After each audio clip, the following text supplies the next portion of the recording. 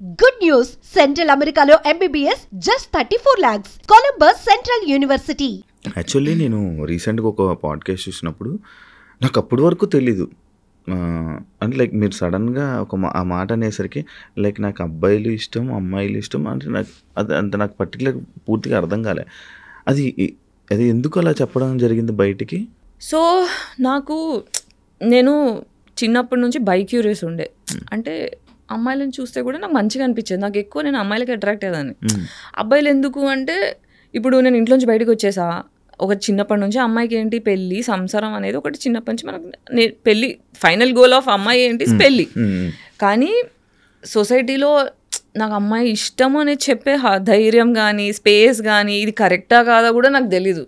అమ్మో నేను క్రీపీనేమో, నేను కామందురాలేమో, అందుకే ఇలా ఆలోచిస్తున్నానేమో, తప్పు అని నేను ఎప్పుడు ఎక్స్ప్రెస్ చేయలేదు. పెద్దగా అయిన తర్వాత నాకు ఓకే బైసెక్షువాలిటీ ఉంటుంది అని తెలిసిన తర్వాత బట్ స్టిల్ నేను దాన్ని సీరియస్ చెప్పలేదు. ఎందుకంటే దాన్ని ఎక్స్ప్రెస్ చేసి దాన్ని ఎంబ్రేస్ చేసేంత సేఫ్ స్పేస్ లేదు. నేను ఎక్కువ సర్వైవల్ మోడ్లో పెరిగాను, సర్వైవల్ మోడ్లో తిరుగుతున్నాను, సర్వైవల్ మోడ్లో బ్రతుకుతున్నా. కాబట్టి ఎండ్ ఆఫ్ ద డే నా సేఫ్టీ, నా డబ్బులు, నా హెల్త్ ఈ మూడిట్లో కొట్టుకోవడం వల్ల I never explored my sexuality. నాకు ఏది ఇష్టం, నేను ఏది కావాలనుకుంటున్నా, ఓకే ఇది ఉంటే నాకు హ్యాపీ ఉంటుందా అని ఎక్స్ప్లోరేషన్ నేను ఎప్పుడు చేయలేదు. నాకున్న రిలేషన్షిప్స్ బ్రేకప్స్ అయినాయి కానీ అవన్నీ కూడా ఒంటరిదాన్ని అయిపోయా. నాకు ఫ్యామిలీ లేదు, నాకు ఫ్యామిలీ కావాలి అంటే మొగుడు నుంచే వస్తుంది ఫ్యామిలీ. సో నాకు అమ్మ నాన్న ప్రేమ మిస్ అయినా. నేను ఊహ తెలిసినప్పటి నుంచి నాకు అమ్మ నాన్న ప్రేమ లేదు. సో నాకు వచ్చే లైఫ్లో నాకు జస్ట్ లైఫ్ పార్ట్నరే కాదు, నాకు పేరెంట్స్ కూడా కావాలి. నాకు ఇంట్లో నాకన్నా పెద్ద, అంటే చిన్నప్పటి నుంచి ఇంట్లో పెద్దదాన్ని, మళ్ళీ బయటకు వస్తే కూడా అందరూ మెంటల్లీ చిన్నపిల్లలే ఉన్నారు నా చుట్టూ. I have been emotionally mother to all my friends. So అట్లా మెంటల్లీ చాలా టైర్డ్ అనిపిస్తుంది నాకు. అందుకే ఎప్పుడు నా మనసు ఎప్పుడు నాకన్నా మెంటల్లీ పెద్దవాళ్ళు ఉంటే బాగుండు అని కోరుకుంటా. ఆ పెద్దవాళ్ళు ఎక్కడ అమ్మ నాన్నలో దొరుకుతారు, అది ఎక్కడి నుంచి వస్తుంది, లైఫ్ పార్ట్నర్ దగ్గర నుంచి వస్తుంది. కాబట్టి ఆ ఒక్క family I want to belong somewhere అన్న ఆశ కొద్దీ నేను రిలేషన్షిప్స్లో పడ్డా. కానీ గివెన్ ఎ ఛాన్స్ సింగిల్గా ఉన్నంత ప్రశాంతంగా లేదు. ఎందుకు అంత అంటే లైక్ అంటే కొంతమందికి అలా అనిపిస్తుంటుంది. కొంతమంది ఏమనుకుంటారు, రిలేషన్షిప్స్లో ఉన్న వాళ్ళు అదే చాలా మంచిగా ఉన్న వాళ్ళు ఉన్నారు. రిలేషన్షిప్ తప్పనట్లే, నాకు ప్రశాంతంగా ఉంది రిలేషన్షిప్ లేకపోతే అంటున్నా. ఎందుకు ఏమైనా ఇబ్బంది పడ్డారా? అంటే నేను రీసెంట్ పోస్ట్లో కూడా చూసాను ఇన్స్టాలో, బాగా ఏడుస్తూ బ్రేకప్ అయినందుకు ఏడుస్తూ అది పెట్టడం జరిగింది. బ్రేకప్ ఒకటైతే వేరు, చాలా బ్రేకప్స్ అయ్యాయి. కానీ ప్రతిసారి ఏంటంటే ఫ్యామిలీ కావాలి, నేను ఒంటరిగా ఉన్నాను, నాకు ఫ్యామిలీ కావాలి, నాకు ప్రేమ కావాలి అనే ఆశ కొద్దీ ఈ రిలేషన్షిప్స్లో కూడా నచ్చినా నచ్చకున్నా ఒక్కొక్కసారి when we had to have sex I had participated but I wish I didn't do that. నాకు అంటే మొగోళ్ళు 100% పర్ఫెక్ట్ ఉండరు, మార్చుకోవాలి. ఇప్పుడు చెప్తారు కదా పెళ్ళైన తర్వాత, నా మొగుడు ఇట్లా సతాయిస్తుంది అట్లా సతాయిస్తుంది అంటే మార్చుకో అంటారు. కానీ మొగోళ్ళు మారకపోతే ఏం చేస్తాం? సో మార్చే పద్ధతిలో ఏంటంటే okay I want a family అనే కోరిక కొద్దీ చాలాసార్లు కాంప్రమైజ్, ఇష్టం లేకున్నా పార్టిసిపేట్ చేయడం. సో 30 years తర్వాత కన్సెంట్ అని తెలిసిన తర్వాత, కన్సెంట్ డెఫినేషన్స్ అర్థమైన తర్వాత, మ్యారిటల్ రేప్స్ గురించి అర్థమైన తర్వాత, సెల్ఫ్ వర్త్ తెలుసుకున్న తర్వాత, నా వర్త్ నాకు తెలియకపోవడం వల్ల, నాకు ఫ్యామిలీ ఉంటే కానీ వాల్యూ లేదు అని నేను ఫీల్ అవ్వడం వల్ల, అర్హత లేని మనిషితో రిలేషన్షిప్ పెట్టుకొని వాళ్ళకి నేను తగ్గాను అనే ఒక సాడ్ ఫీలింగ్ వచ్చింది. దానివల్ల ఏంటంటే ఓకే నాకు ఇప్పుడు అంటారు కదా ప్రేమతో పెరగని వాళ్ళు కత్తి మీద ప్రేమను వెతుక్కుంటారు, కత్తి మీద అని. అలా నేను అలా వెతుక్కున్నా ప్రేమని, but it was not safe. Selection problem ఏమో కదా? అవును, నా సెలక్షన్ ప్రాబ్లమ్. ఎందుకంటే తండ్రి దగ్గర నుంచి వచ్చే, ఇప్పుడు ఎప్పుడైనా అమ్మాయి ఫాదర్ లాంటి అబ్బాయిని కోరుకుంటుంది, అబ్బాయి ఎప్పుడు అమ్మ లాంటి అమ్మాయిని కోరుకుంటాడు. నా ఫాదర్ ఈక్వేషనే ఖరాబ్ అయిపోయింది. సో ఇప్పుడు అబ్యూజివ్ ఫాదర్ ఉన్నాడు, కూర్చుంటే పగలగొట్టడం, లేస్తే పగలగొట్టడం, చీపి తిరిగిపోయి, చెప్పులు ఇరిగిపోయి, టీవీ వైర్ ఉంటుంది కదా కాపర్ వైర్, పైన పొట్టు తీసేసి ఆ వైర్తో కొడితే తోలు లేస్తే దాంట్లో కారం పొడేయడం, కళ్ళల్లో నిమ్మకాయలు వినడం, ఇది రెగ్యులర్, ఇది డైలీ బేసిస్. పొద్దున అవుతుందంటే ఇవాళ ఏం చూడాల్సి వస్తుందో అనేటట్టు 25 years వచ్చేదాకా, 25 years ఇంట్లోంచి నేను బయటికి వచ్చేదాకా దెబ్బలు తినని రోజు లేదు, ఏడ్చుకుంటూ పడుకోని రోజు లేదు. టిల్ ఎట్ ది ఏజ్ 35 వరకు కూడా ప్రతి day I sleep with crying. ఏడ్చుకుంటూ నాకు అమ్మ కావాలి నాన్న కావాలని ఏడ్చుకుంటూ పడుకున్నాను. ఓన్లీ మిమ్మల్ని కొట్టేవాళ్ళు? మీరు నలుగురు అంట కదా అందరినీ మొత్తం? కొడతారు, మమ్మీని నన్ను ఎక్కువ. మీకు మమ్మీ పోలికలు ఉన్నాయా? Just పోలికలని కాదు, ఇంట్లో ఎప్పుడైనా ఏమవుతుందంటే పేరెంట్స్ టాక్సిక్ ఉన్నప్పుడు ఏమవుతుందంటే, ఒక సైకాలజీ టర్మ్స్లో చెప్తా, ఒక స్కేప్ గోట్ అనే ఇప్పుడు మా ఇంట్లో మేము 5 సిస్టర్స్, ఓకే, మోర్ దాన్ 1 పిల్లలు ఉంటే ఒకరు స్కేప్ గోట్ అవుతారు, ఒకరు గోల్డెన్ చైల్డ్ అవుతారు, మిగతా వాళ్ళు ఇన్విజిబుల్ అయిపోతారు. స్కేప్ గోట్ చైల్డ్ ఏంటంటే, నాకు నిజాలు మాట్లాడడం ఇష్టం, మీకు నచ్చినా నచ్చకపోయినా నాకు తప్పు అనిపిస్తుంటే, నాకు ఇది తప్పు అనిపిస్తుంది కొంచెం చూడండి అని అడుగుతా. ఇప్పుడు టాక్సిక్ ఫ్యామిలీలో ఏమవుతుందంటే, నేను చెప్పిందే నువ్వు వినాలి, అది తప్పు ఒప్పుతో సంబంధం లేదు అని చెప్పి ఫోర్స్ చేస్తారనుకో, నేను నిజాన్ని అడుగుతున్న ప్రచారం వాళ్ళకి నచ్చట్లేదు కాబట్టి నన్ను కొట్టడం చేస్తుండే. పెద్దవాళ్ళు కాబట్టి ఏజ్లో పెద్దవాళ్ళు అదే కోరుకుంటారు, చిన్నవాళ్ళు నేను చెప్పిన వినాలి, మీకేం తెలుసు అన్నట్టు. కానీ ఒక జెన్యున్ క్వశ్చన్ అడిగినప్పుడు నాకు ఆన్సర్ వచ్చేది కాదు. సో ఒక చైల్డ్ నీడ్స్ని పట్టించుకోకుండా ఒక డిక్టేటర్ లాగా. అంటే ఏం క్వశ్చన్స్ అడిగేవాళ్ళు నార్మల్గా మీ నాన్నగారిని? నీకు ఏదో డ్రెస్ కావాలనేది అడిగితే, ఇది ఒక స్టూపిడ్ ఎగ్జాంపుల్ చెప్తున్నా, డ్రెస్ కావాలని అడిగితే అది నేను కొనిచ్చే అంత స్తోమత లేదు బెటర్ నాకు. మా నాన్న రిచ్, బాగా పైసలు ఉన్నాయి కానీ కావరం ఎక్కువ. సో అన్ని పైసలు లేవు బెట నా దగ్గర ఏమన్నా అడిగితే అదొక్కటి నా ఒక్కదానికే చేస్తుండే, మిగతా వాళ్ళందరికీ మామూలుగానే ఏదంటే అది కొనిచ్చేవాళ్ళు. నాకు పాకెట్ మనీ 100 రూపీస్ నెలకి ఇంజనీరింగ్లో ఇచ్చి దాని లెక్కలు అడుగుతుండే హాస్టల్లో ఉన్నదానికి.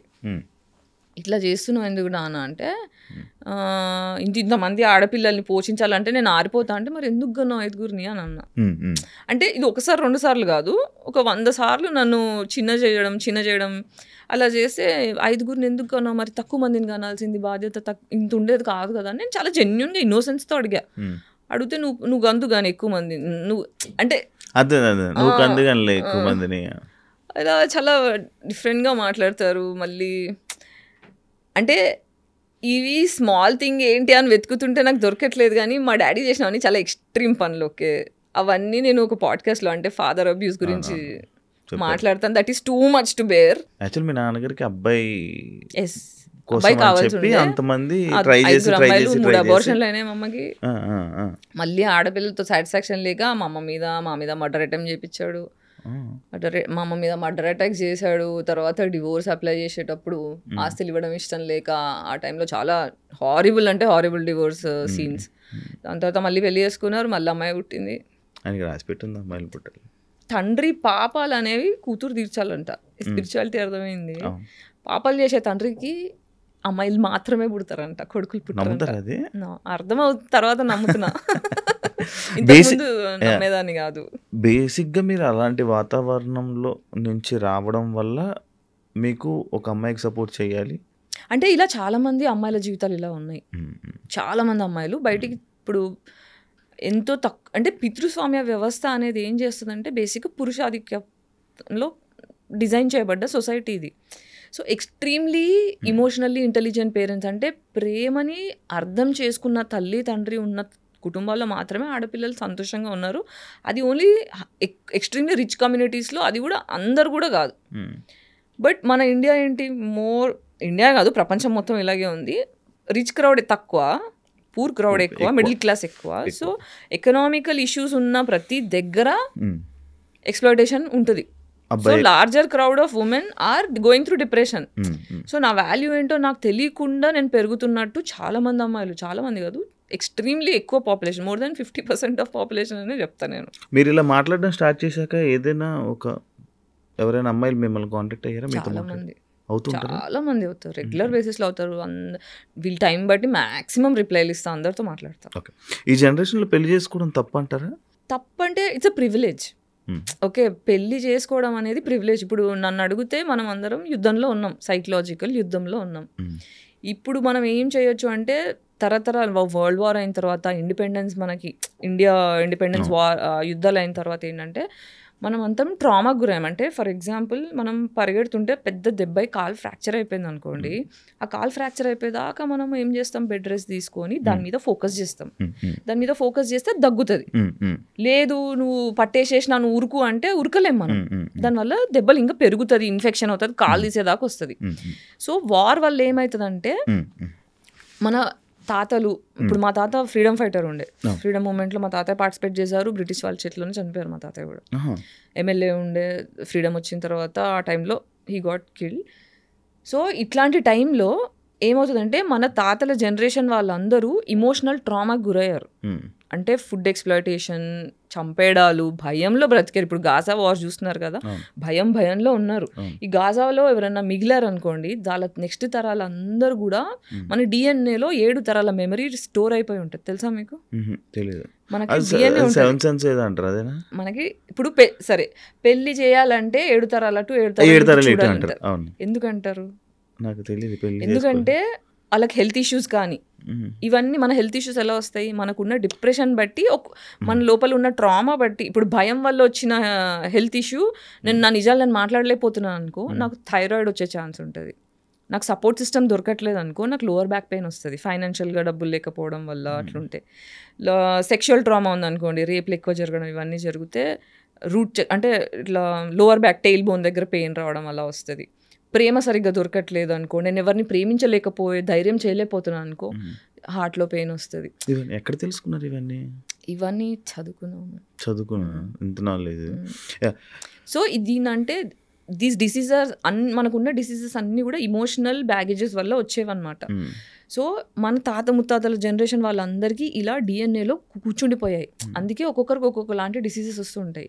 సో ఇప్పుడు ఏంటంటే మెంటల్ ట్రామా వల్ల ఫిజికల్ డిసీజెస్ వస్తున్నాయి. ఒకరినొకరు అర్థం చేసుకోలేని, ఇప్పుడు మగోళ్ళు చంపేస్తున్నారు, క్రిమినల్స్ అవుతున్నారు, ఆడోళ్ళు క్రిమినల్స్ అవుతున్నారు. ఫస్ట్ మనం క్రైమ్ ఆపాలి అంటే నేను ఎందుకు రాక్షసుడిలా తయారవుతున్నా, నేను ఎందుకు రాక్షసిలా తయారవుతున్నా, why am I becoming man hater, why am I becoming women hater అని పాజ్ అయిపోయి ఇంట్రోస్పెక్ట్ చేసుకొని మన జనరేషన్ అంటే మన డిఎన్లో కూర్చున్న 7 తరాల జనరేషన్ వల్ల వచ్చే ఇమోషనల్ మెమరీని హీల్ చేసుకోవాలి.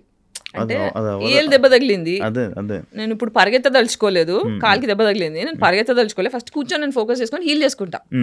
తగ్గిన తర్వాత అప్పుడు నేను నడుస్తా, తర్వాత పరిగెడతా. సో ఇప్పుడు నాకు తెలిసి ఈ 7 తరాలలో నెక్స్ట్ 7 తరాలు మళ్ళీ బాగుపడాలంటే ఈ తరం వాళ్ళందరూ పాజ్ అయిపోయి, నాకేం నా నెత్తిలో ఏం గుడిసిపోయింది, నా ఆరోగ్యం ఎందుకు ఇలా గుడిసింది, నేను ఎందుకు ఎవరితో ఫ్రెండ్షిప్ చేయట్లేదని ఆగి కాంటెంప్లేట్ చేసుకొని హీల్ అవుతే వచ్చే తరాల నుంచి పెళ్ళిళ్ళు విరగకుండా, ఫోర్స్ఫుల్గా ఉండకుండా, ప్రశాంతంగా హ్యాపీగా, అంటే ఒక పెళ్ళి చేసుకున్నాము అంటే డివోర్స్ తీసుకోవాలి అనే ఆలోచన రాకుండా ఉండాలి. నా మొగుడు అంటే నాకు ప్రాణం, నేను లాయల్గా ఉంటా అని అమ్మాయి అనుకోవాలి. నా పిల్లని లేకపోతే నేను ఉండలేను, నా పిల్లని తప్ప నన్ను ఎవరిని చూడను అనే అంత లాయల్గా మొగుడు ఉండాలి. అలాంటి రిలేషన్షిప్స్ మనకు రావాలంటే ఈ ట్రామాల నుంచి బయటపడాలి. కానీ ఇప్పుడు అవి రావు కదా. ఇప్పుడు ఈ మధ్య కాలంలోనే డివోర్స్ అంటే సింపుల్ అయిపోయింది. ప్రతి ఒక్కరు ఐసోలేట్ అవ్వాలి. నా గురించి నేను ఫోకస్ చేసుకొని నేను హీల్ అవ్వాలి అంటే రిలేషన్షిప్లో ఉండకూడదు. రిలేషన్షిప్లో ఏమవుతుందంటే, రిలేషన్షిప్ వల్ల వచ్చే మేజర్ సైడ్ ఎఫెక్ట్ ఏంటంటే, నాకన్నా నా పార్ట్నర్ మీద ఎక్కువ ఫోకస్ చేస్తా. వాళ్ళ బాగోగుల గురించి చూడడమే రిలేషన్షిప్ ఇవ్వడం. ఒకరికి మనం ఇవ్వాలి అంటే మన దగ్గర ఉండాలి. మనమే డిప్రెషన్లో ఉన్నామంటే డిప్రెషన్ నా దగ్గర ఏముంటే అదే ఇస్తాను నేను. ఇప్పుడు దగ్గర నన్ను ఫోన్ అడిగారు అనుకోండి, యాపిల్ ఫోన్ ఉంది, ఈ ఫోన్ ఇస్తా. నా దగ్గర నోకియా 1100 ఫోన్ ఉంటే అదే ఇస్తా. ప్రేమ కూడా అంతే. నేను ప్రేమ అనేది పరిచయం కాలేదనుకో, నేను అబ్యూస్ ఇస్తా. కాబట్టి మనం అబ్యూస్ అనేది మనకు జరిగింది, మన పేరెంట్స్ని మనం ఫర్గివ్ చేయాలి, యాన్సిస్టర్స్ని ఫర్గివ్ చేయాలి. ఎందుకంటే వాళ్ళు ట్రామాకి గురయ్యారు కాబట్టి ఆ భయం కొద్దీ వాళ్ళు కోపాన్ని మన మీద రుద్దారు. అందులోంచి నేను బయటికి వచ్చి ఫర్దర్గా నా పిల్లానికి కానీ మొగుడికి కానీ పిల్లలకు కానీ పాస్ చేయను అని హీల్ అవ్వాలి. So it's a pause that is happening which is good. పెళ్ళిళ్ళు అనేది ఇంకా ప్రివిలేజ్. మీరు ముందు సాక్షిలో పనిచేసేవాళ్ళు, తర్వాత స్టార్ మా మ్యూజిక్ హోస్ట్. స్టార్ మా గురించి కూడా తెలుసా? చాలా మందికి తెలియదు. చాలా మందికి తెలియదు. అదే మా మ్యూజిక్లో చేశారు.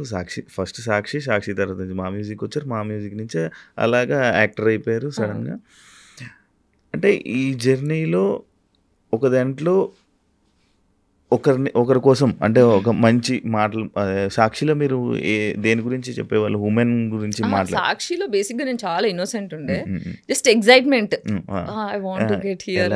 ఎగ్జైట్మెంట్లో ఫస్ట్ నన్ను చాలా సన్నగా ఉన్నావు అని చెప్పి జస్ట్ స్పేర్ యాంకర్ కింద పెట్టుకున్నారు. ఈటీకి లేదు సాక్షి అదే ఎంటర్టైన్మెంట్ దానికి. కానీ ఫస్ట్ అంతా న్యూస్కి ప్రిపేర్ చేశారు, ఎన్డీటీవీ నుంచి వచ్చి వాళ్ళు ట్రైనింగ్ ఇచ్చారు. నాకేమో న్యూస్లో ఫిట్ అవ్వను, నేను చేయనంటే నువ్వు చేయని ఫోర్స్ చేసి చేయించారు, కానీ నాకు నచ్చట్లేదు. మెల్లగా ఎంటర్టైన్మెంట్ స్టార్ట్ అయిన తర్వాత నేను ఇక్కడ స్టార్ట్ అయిన దగ్గర నుంచి ఎవ్రీబడి స్టార్ట్ అయ్యి టీఆర్పీలు పెరగడం స్టార్ట్ అయినాయి. ఫస్ట్ యాడ్ నా షోకే వచ్చింది, హైయెస్ట్ టీఆర్పీ నాదానికి వచ్చింది. కాబట్టి చలో నువ్వు ఇంకా దున్నేసే అని చెప్పి 4 shows చేయడం స్టార్ట్ చేశాను. అట్లా మా మ్యూజిక్ వచ్చారు, మా మ్యూజిక్లో జర్నీ స్టార్ట్ చేశారు, ఫ్యామిలీ ఆడియన్స్ని దగ్గర అవ్వడానికి సినిమాలు ట్రై చేశారు. కానీ సడన్గా మీరు ఈ ట్రామాకి రావడానికి, లైక్ ఇలా మీరు మాట్లాడడానికి, మీరు ఇలా మారడానికి బిగ్ బాస్ ఒక కారణం అని చెప్పి అని అంటారు జనాలు అనుకుంటున్నారు. Bigg Boss one of the contribution. అసలు నిజంగా మీకు అది జరిగిందా, లేకపోతే కాంట్రవర్సీ కోసం మీరు అలా చేశారా అప్పుడు? నేను అసలు ఆ విషయం తీయదలుచుకోలేదు, లైట్ తీసుకొని నా పని నేను చేసుకుంటున్నా. చాలా తిట్టుకున్నా, నా టైం వేస్ట్ చేశారు, నా ప్రాజెక్ట్ ఖరాబ్ అయినాయి, 15 సినిమాల దాకా వదిలేసి అప్పుడే ఫేమస్ అయ్యా. ఎన్ని ప్రాజెక్ట్స్ వస్తాయి, లేదు నేను వేరే మళ్ళీ చెప్పకూడదు, బిగ్ బాస్ అని ఎవరు చెప్పకూడదు, అన్ని క్యాన్సిల్ చేసుకుంటూ కూర్చున్నా. 3 నెలలు వెయిట్ చేయించి ఇంకో 10 రోజులు ఉందనగా మీరు ఉండొచ్చు ఉండకపోవచ్చు అంటే, నాకు మీటింగ్ కావాలని వెళ్ళి మాటల్లో కూర్చుంటే వాళ్ళు పట్టించుకోలేదు. దిస్ ఈజ్ సెల్ఫ్ రెస్పెక్ట్కి లేదా అంటే, నేను మనిషిని కాదా, నాకు వాల్యూ లేదా, నా టైం ప్రెషర్స్ కాదా, మీరు ఎంత పెద్దోళ్ళు అయితే నేను మరి పురుగుని కాదు కదా. I have my identity, I'm living, నేను కష్టపడి బతుకుతున్న మనిషిని, నేను ఎవరిని ఎక్స్ప్లాయిట్ చేయని మనిషిని, నాకు ఎందుకు ఇట్లా డిస్రెస్పెక్ట్ చేయాలని అకౌంటబిలిటీ కోసం మాటకి వెళ్తే పట్టించుకోలే. రిసెప్షన్లో కూర్చోబెట్టారు, పొద్దున్న సాయంత్రం దాకా పంపించేశారు. ఇలా కాదు అని నా ఫ్రెండ్స్ని ఎంక్వైరీ చేసి, నా సర్కిల్లో ఎంక్వైరీ చేసి నంబర్ తీసుకొని ఆయన అడిగా, బ్రో ఏంటి ఇట్లా ఉంది అంటే, పార్క్లో కలుసు అంటే అక్కడ కలిస్తే మరి ఇప్పుడు నన్ను ఇంప్రెస్ చేసుకోవాలి కదా గాయత్రి, నేను నీకెందుకు చేయాలి, చాలామంది ఉన్నారు రావడానికి, నీకే ఎందుకు చేయాలి అంటే, ఈ మాట 3 నెలల ముందు చెప్పుంటే నేను లైట్ తీసుకునేదాన్ని. నా టైం వేస్ట్ చేశారు కదా, దానికి అకౌంటబిలిటీ ఏంటి అంటే, చూద్దాం నేను కూడా హ్యాపీ అవ్వాలి కదా, నేను కూడా ఆలోచించాలి కదా, మన ఉంటే చెప్తా అన్నారు. అని చెప్పేసి వచ్చేసా, లైట్ తీసుకున్నా. దాని తర్వాత మాట్లాడడం స్టార్ట్ చేసిందా, అప్పుడు అరే ఇప్పుడు నేను ఇన్నేళ్ల నుంచి మీటు గురించి దాని గురించి చాలా మాట్లాడాను, నా కోసం ఎవ్వరూ నిల్చోలేదు. It was all alone fight. అంటే ఇప్పుడు శ్రీరెడ్డి మాట్లాడినప్పుడు చాలా మంది మహిళా మండల సంఘాలు వెళ్ళి శ్రీరెడ్డికి సపోర్ట్ చేశారు, జూనియర్ ఆర్టిస్టులు వెళ్ళి సపోర్ట్ చేశారు, చాలా చేశారు, కానీ నా వాయిస్కి ఒక్కరు కూడా రెస్పాండ్ కాలే.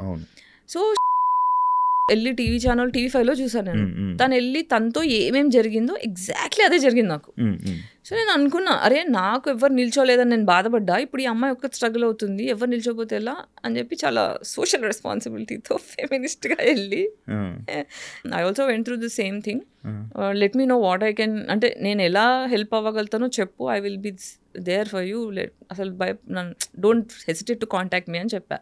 తర్వాత కేసు పెడదాం అనుకుంటున్నా, ఏమంటావు అంటే, okay if it is worth it let's do this అని చెప్పి లాయర్ని మాట్లాడుకొని ఇంకొక ప్రొడ్యూసర్ నా సపోర్ట్ చేస్తా అని చెప్పి మొత్తం తప్పుదారి పట్టించారు.